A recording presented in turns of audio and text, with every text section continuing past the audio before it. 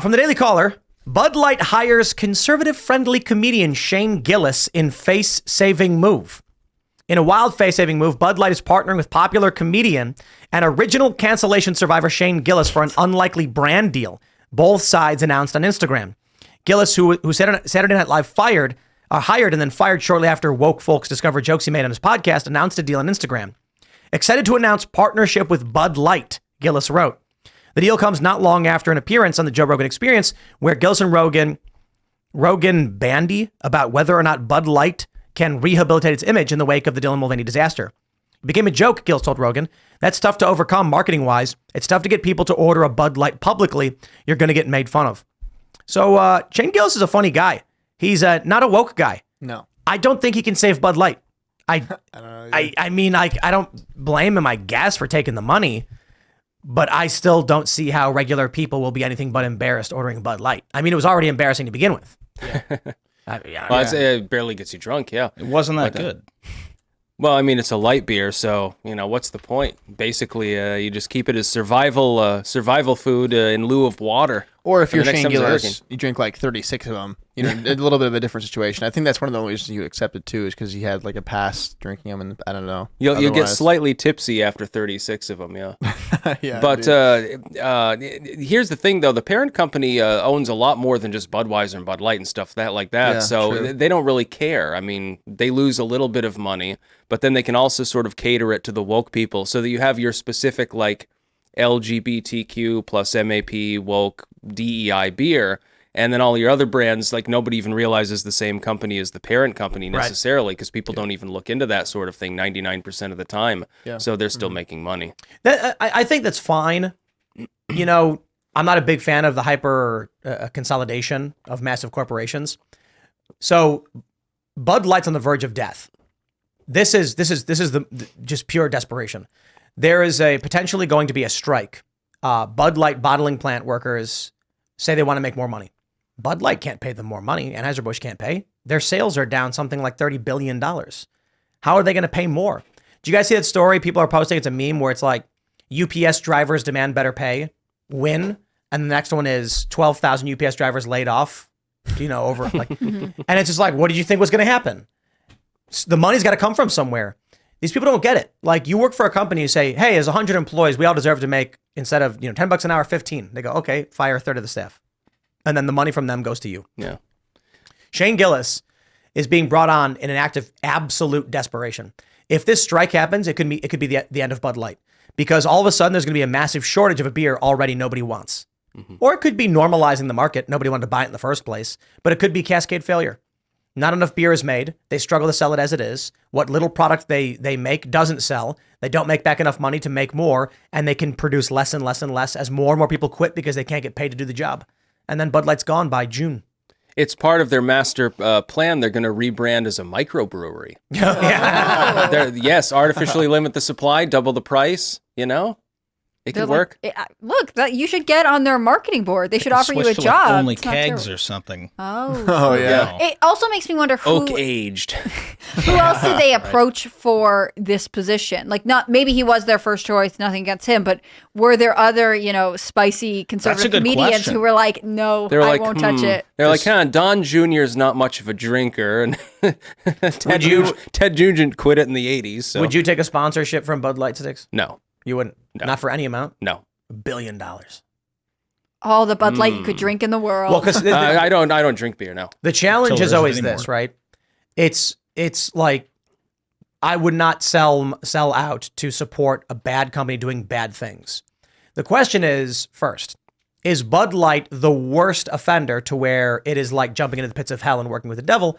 The second question, and the answer may be yes. I'm not saying it's not. The next question is, if they offer you a substantial amount of money, could that action, which is not the most egregious thing in the world, promoting Bud Light, result in massively more good? If it was something like, one of the cartels wanted you to endorse their human smuggling, I'd be like, yeah, I understand no amount of money is going to get you to do that. But Bud Light's just a crappy company that did a bad thing. If they were to pay you like $10 million, you could say, I'll take the gig and give $9 million to insert, nonprofits that are working against, yeah, I guess if I could send is it tax free, the $10 million? We're Let's just talking say after taxes. Okay, then I give like $9 million to gun owners of America. And then make a bigger garden and say, okay, and then to make a YouTube video saying, okay, I disavow the company that gave me the money. Just backstab them. But what if they said, like, look, Shane Gillis said yes. I mean, is anybody going to boycott Shane Gillis? No. I didn't even know who he was. He was a funny guy. He was on Saturday Night Live. What did he do? He made fun of Asians? He was ultimately canceled, right? Yeah, because he said something in a stand-up bit from way back in the past. It was an Asian accent, Chinese accent. Yeah, he said something like, I think it was just like he generally made like an Asian mimic, and it was right as he got the job on SNL. Some writer went back and found something he did like 8 years ago in the past. And I have this to say: Saturday Night Live is racist, and that writer who complained should be fired. As an Asian man myself, when I heard Shane Gillis make that joke, it made me feel seen. And then this writer came and said he was racist and removed him from the show. Here I thought here was a man who could try and represent me. A champion for your voice, and That's they just took him out. That's horrible. They took him away because they're racists. Wait until all the modern woke people find out about Mad TV back in the day. Dude, that's what I was saying. Mad TV. Yeah, Alex Borstein. Funny. What was the Mrs. Swan? Yes. Swan, yeah. Oh God, that was great. Bobby Lee and she's still on Family Guy. Yeah, it's true. Yeah, I did not think Mad TV was all that funny, but I got to be honest, neither is SNL, so I don't know. No. I would choose Mad TV any day over SNL. Fair, I would. Absolutely. Because Stewart was like kind of just the same thing over and over again, but at least when you watch it, you went, huh. You know, I was like, eh. Will Sasso was the best. Yeah, He's and good. they had Will Bobby Sasso as Lee. Elvis. Yeah, they had Bobby that's Lee. a good one too. I mean, Alex Borstein's fantastic. She's Lois on Family Guy. Yep. And she was Mrs. Swan, a Chinese woman. Oh, yeah. It's like the most crazy racist stereotype of Asians. Lowered And we love it. expectations. Yeah, lowered Oh, expectations.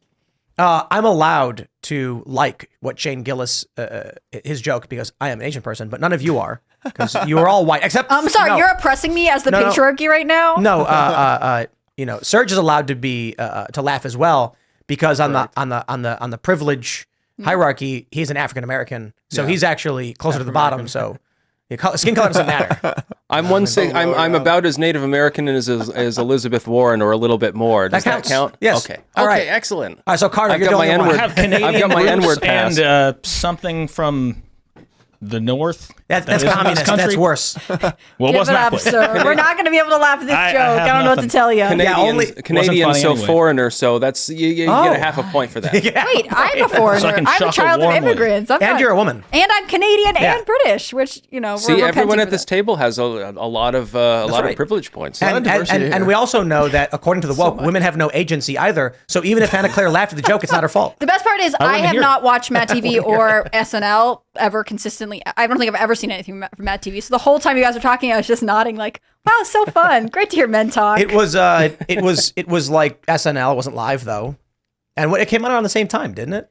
I don't know. I don't know exactly. It was TV. the same company that did like the Mad magazine, Right. which I think they stopped making those. No, they still make them. I'm pretty sure. Yeah, they still Oh, make them. they returned. I thought they were going under. They had like a reissue a while ago. My dad used to be a fan of them back in the day, and they had a reissue recently that he gave me. It's But just they were how They on, made those yeah. since the 1950s. Yeah, they've been on like that. forever. They got investigated by Hoover's FBI at one point because they had a board game in there that it was like How to Escape the Draft or something. I remember reading about this, and you were supposed, and there was a little thing you could clip out to mail in to the FBI, and some people were crazy enough to actually do that. And so they got investigated. William M. Gaines got called in before the FBI at one point for testimony. That's hilarious. wild. Yeah, they were both on the same time though. To answer the question, like I think they only started making the show in like the late '90s, late '80s, and then SNL had been around since like the '70s or whatever. But then eventually Mad TV went kaput at some point. I don't know, but Well, so Which was sad. look with it is sad. with Sean Strickland, you know, doing his funny bit about Bud Light. I'm gonna fix you. I'm gonna rehabilitate you. And then of course everybody knows he was robbed at UFC. I think it was it 297. I believe it was against Duplessis, where he clearly won the fight, and then they just didn't give it to him. He was robbed. Anyway, the question now becomes: are we at the point where conservatives are like, are you going to cancel Shane Gillis? Like the people who are saying Bud Light is out, nobody should be working with them. Ain't nobody boycotted UFC, and ain't nobody going to boycott Shane Gillis. No. So you've got to make a decision. Are you against Shane Gillis now? I mean, you Which can is- be. I'm not saying you're not allowed to be. I'm just saying, not like, for or against him, and I never really drink beer, so I can't be for or against Bud Light either. But this is the question. But this is the point. Like, we're upset with what Bud Light did last year. There are people gleefully accepting money from them. If the issue is Bud Light is a dead company that no one should support, these people are happily taking their sponsorship. I mean, UFC was like a couple $100 million or something. Yeah, definitely. And now Shane Gillis, how much money do you think they paid him? They're probably paying him much. a lot of money. And I would take it too. He used to be like a big Bud Light drinker before all this stuff even happened. So like that's like a great payday. So it was actually like part of his brand at one point. Yeah, it definitely was. Yeah, he's like the college frat bro. I think that's the hard thing. You know, there are people you like, and this is part of Bud Light's strategy, right? They want to make it so you will say, well, I like this person, so I'll make an exception to the point where it gets memory hold and forgotten. Attempt to rehab. I think the ultimate people who pay the price are their workers, which is what we said in the beginning, that the company, the executive suite who makes these marketing decisions, maybe some of them got fired or like suspended or whatever. They got moved to the background for a little bit, separated from the company temporarily. But ultimately, when they have to answer to their shareholders when they don't have revenue, it's the people who actually bottle or package the material who pay the price. Thanks for watching this clip from the Timcast IRL podcast. Hang out with us live Monday through Friday at 8 p.m. and become a member over at timcast.com for uncensored, members-only shows exclusive. Thanks for hanging out, and we'll see you all next time.